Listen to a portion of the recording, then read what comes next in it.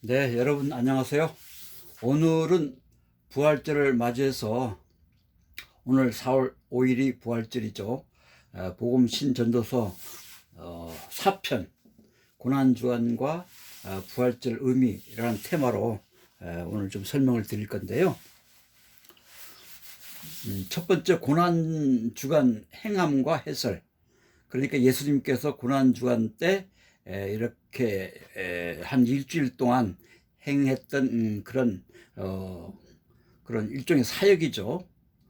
십자가에 못 박혀 죽으시기 전에 일주일 동안 행하셨던 그 사역, 행함과 그리고 그 행함에 대한 현실을 사는 우리들이 어떻게 실천을 해야 될 것인가에 대해서 좀 설명을 드리면, 주님의 고난을 생각하면서 이 한 주간도 축복과 하나님의 축복과 은혜가 넘치는, 예수님의 축복과 은혜가 넘치는 그런 시간이 되시길 바랍니다. 첫 번째, 종려주일. 지난번 종려주일에서 설명을 드렸죠.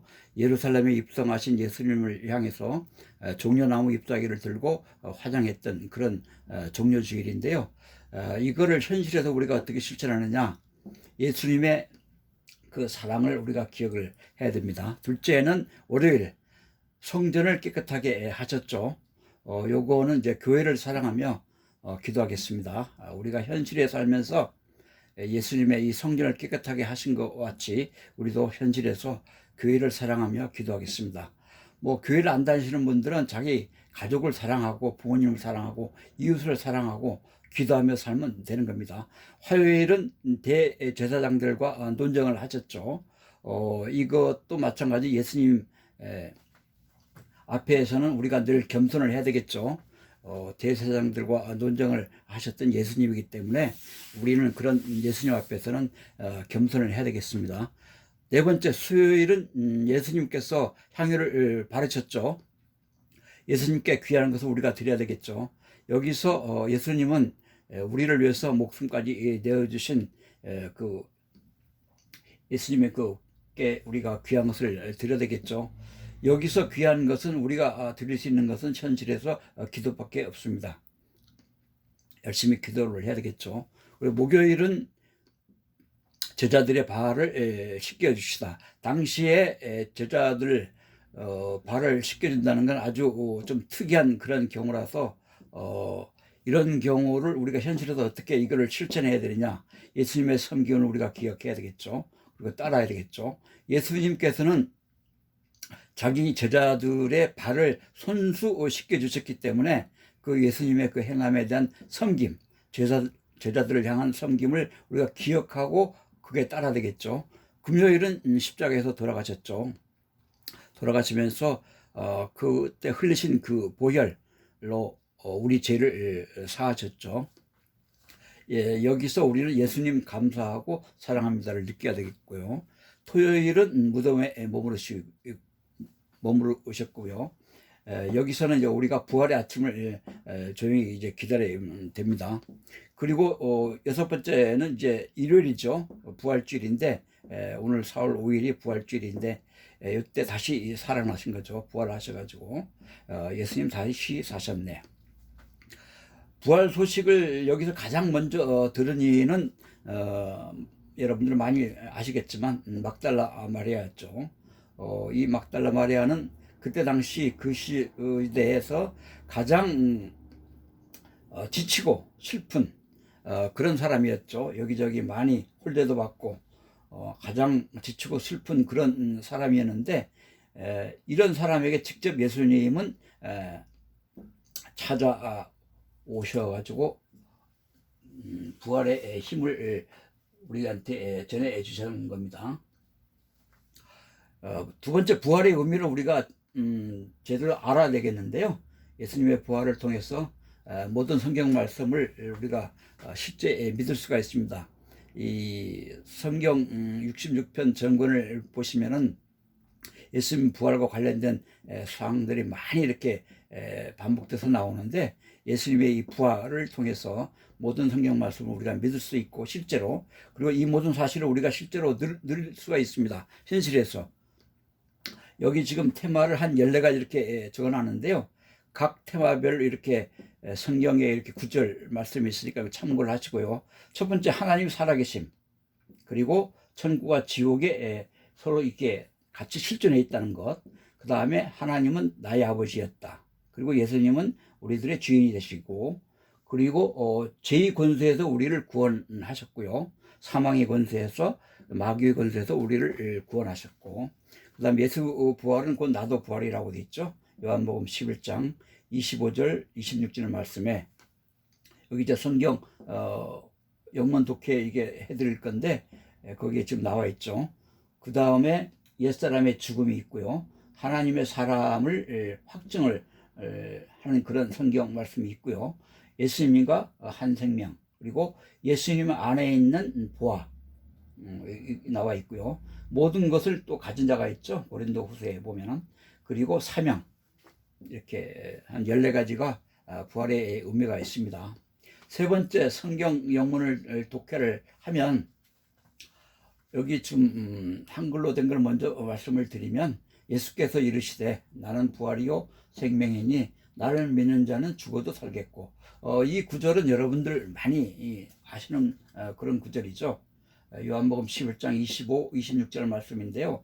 영어를 보시면 성경에 있는 영어를 보시면 Jesus said to her 라고 되어 있죠. 그녀에게 예수님께서 말씀하시기를, 여기서 그녀는 마르다라는 여자죠. 자기 오라버니가 돌아가신 그 마르다가 예수님께 찾아와서 한탄을 하는 구절이 이 앞절에 나와 있죠. 그리고 I am the resurrection이 됐죠. resurrection, 이건 재생과 되살아남을 뜻하는데, I am the resurrection and the life. The one who believes in me will live even though they die. 이렇게 되어 있죠. 이거 좀 분석을 하면, resurrection, 오늘 핵심 단어는 오늘 resurrection과 life, 그리고 believe, 그리고 me, live, 이렇게 5 단어가 오늘의 핵심 단어입니다. resurrection은 일반적으로 재생을 뜻하는데, 되살아남, 즉 부활이죠. I am the resurrection, 나는 부활이다 얘기죠. 나는 부활이고, 그리고 and the life, 생명이다. 나는 부활이고 생명이다. 아주 중요한 단어죠. 그리고 they one who believe in me, 나를 믿는 자는 누구든지, 그렇죠? 나를 믿는 자는 누구든지, the one who believe in me, me, 예수님이죠. me, 나 안에서 믿음을 가진 자는 누구든지, 이거는 곧 나를 믿는 자는 뜻하죠. will live, 살게 될 것이고, 그리고 even though, 비록 they die, 비록 죽더라도 산다 그 말이죠. 어떻게 하면? 예수님을 믿었을 경우에 죽은다도 산다는 그런 뜻이죠. 다음 네 번째, 예수님의 사랑은 한결같은 사랑이죠.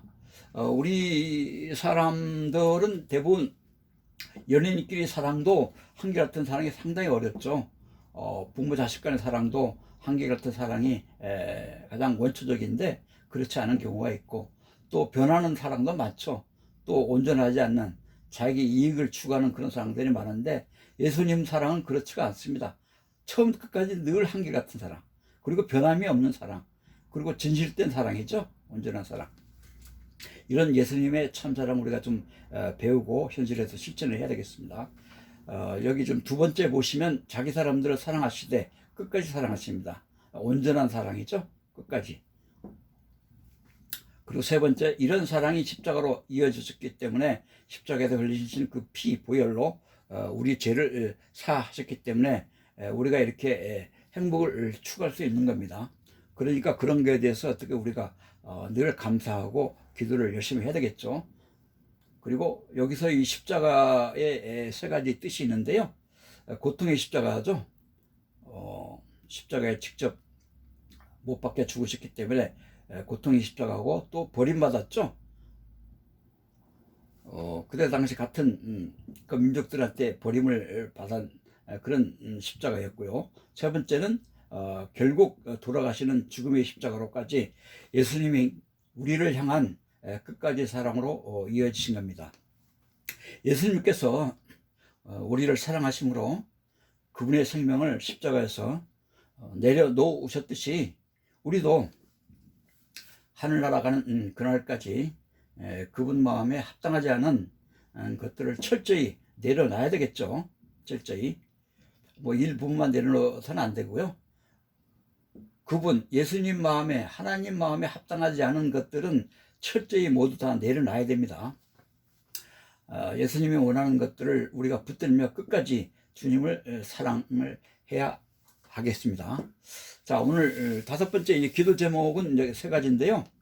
늘 같은 뭐 비슷한 기도 제목인데, 요즘 중동 전쟁 워낙 좀 심각하고 중요한 거기 때문에 계속 반복되는데, 중동 전쟁이 지금 협상 시간을 뒀는데 6일까지죠. 한 이틀 정도밖에 안 남았는데 6일 지나면은 중진 협상이 제대로 합의가 안 되면 정말 재장전을 포함해서 많은 인명 피해가 발생할 것 같은데요. 그러면 국제 유가가 많이 오르고 경제적으로 많이 세계 경제가 어렵겠죠. 종전 협상 빨리 합의가 돼서 그리고 세계 평화가 좀 이상 세계 평화가 이루어지시기를 우리가 간절히 기도를 해야 되겠죠. 지상전 발생하지 않도록 또 기도를 해야 되겠고요. 그리고 2번째는 고육과 고물가 고환율. 세계 모두가 지금 이 중동 전쟁 때문에 여러 가지 요 3고 때문에 많은 세계인 모두 경제적으로 어려움을 겪고 있는데, 또 부수적으로 또 정신적 고통도 많이 겪고 있죠. 이런 걸 우리가 빨리 종전 협상돼서 이런 여러 가지 어려움이 해결될 수 있도록 우리가 열심히 기도를 해야 되겠습니다.